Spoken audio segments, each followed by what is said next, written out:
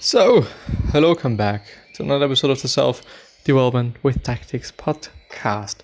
Today we once again go through another newsletter by the Huberman Lab and or the Huberman Lab podcast, which is indeed one of those podcasts that I would suggest everyone to listen to that is somewhat interested in science, health, diet, I'd say as well, and many more things. A lot of information, a lot of very great information, and it's definitely something people should be checking out.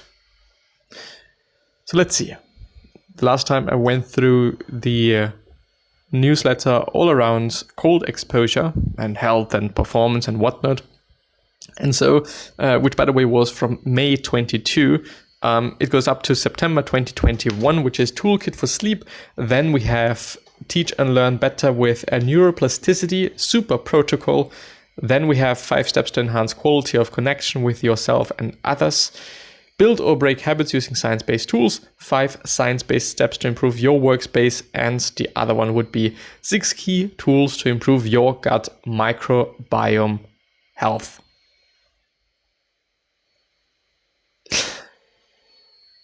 So let's see. I would actually like to go through the learning one. I went through, which is really interesting, every single time when I'm having to learn something, whatever it might be, I really get into the really kind of details of learning, how to better learn and whatnot. And I'm basically doing it every single fucking time when I have to learn something. When I'm having to learn for, some big exam or whatever it may be, I kind of always go through that process for whatever reason. But anyway, thank you for joining the Huberman Lab podcast neural network at once a month newsletter with science and science-related tools for everyday life. There were 2 goals of the lecture. Provide an overview of the major discoveries on neuroplasticity and learning. And the second one, share a neuroplasticity super protocol based on those discoveries so that anyone can teach and learn anything more effectively. Note, this version of the neuroplasticity super protocol focuses on behavioral tools. If you want a description of the specific scientific references that support the steps listed below, please watch this video. The super protocol, which is the only thing that we're having in this article here, and just seeing that my rendering just stopped. Looks pretty good. It's okay. I take it. It's fine. It really is fine. So we're having get alert. We must be alert to trigger neuroplasticity. I'm going to say NP for now on. Later sleep completes the NP/learning process. Getting alert involves many mechanisms, but mainly the release of epinephrine /adrenaline in the brain and body. One simple way to become more alert is 25 to 30 deep breaths. Inhales through the nose and exhales through the mouth. Then exhale your air and hold your breath with lungs. Empty for 15 to 60 seconds, then inhale once and hold your breath, but don't force the breath hold. Start to breathe normally immediately. Once you feel the impulse to breathe, will you rely on caffeine or not? I certainly do in the early portion of the day. Try this prior to learning bout. New research suggests, and this is also something that he mentioned, having caffeine after learning, after trying to learn something, which also increases adrenaline, is better than before. So spiking adrenaline before may actually indeed still work, but afterwards, so after you've tried to learn something, is as important as before, maybe even more. But this is up to your own research. Get focused. Mental focus follows visual focus. To increase your level of focus on the task you're about to do, stare at a point on a wall or screen or object for 30 to 60 seconds before starting. You can blink as needed. You'll be surprised how this takes a bit of effort.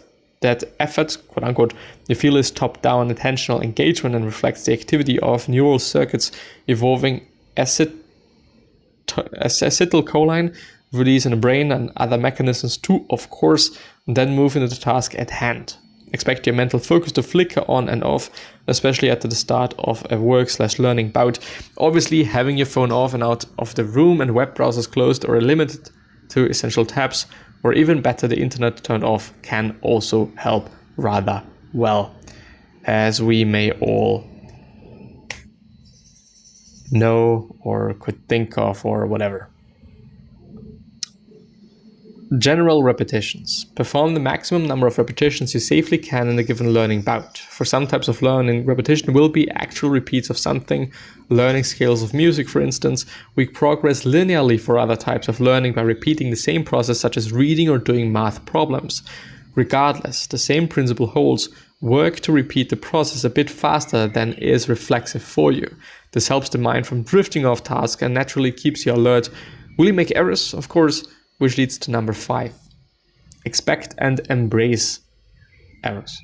Not going to go through it completely since there are a few other things I need to read. Insert micro rest intervals at random. If we pause every so often for 10 seconds and do nothing during the pause, neurons in the hippocampus and cortex areas of the brain involved in learning and memory engage the same patterns of neural activity that occur during the actual activity of reading, musical practice, skill training, etc., but 10 times faster. Meaning you get 10 times neural repetitions completed during the pause. These gap effects are similar to what happens in a deep sleep. The takeaway, randomly introduce 10-second pauses during learning. How often? I get asked. A ratio of approximately 1 pause per every 2 minutes of learning is good, but remember, distributed at random, so not every 2 minutes on the minute. Use random intermittent reward. I think it is self-explaining. Limit learning sessions to 90 minutes. Solid research suggests or shows that 90 minutes is about the longest period we can expect to maintain intense focus and effort toward learning. Shorter bouts are fine, but after 90 minutes, take a break. Also space intense learning bouts 2 to 3 hours apart. Most people can't do more than 270 minutes of intense learning bouts per day. After learning bouts, do a non-sleep deep rest protocol, self-hypnosis app, or take, which is a Reverie, Reveri. It is a zero-cost, research-tested self-hypnosis app. I think at this point in time, still only available to iOS. I haven't checked it in a minute though. I like this 10-minute one and I do it daily, or here is a longer 30-minute video that is excellent. There might also be a web app. I don't know. Get quality and sufficiently long deep sleep that night and the next night and the next. So basically always. Which is crucial for health and indeed for sure also learning. I mean, if you're not rested enough and if you can't concentrate, if you can't focus, well, what is it then? It's probably not going to be good learning. It's probably not going to be that amazing. But yeah.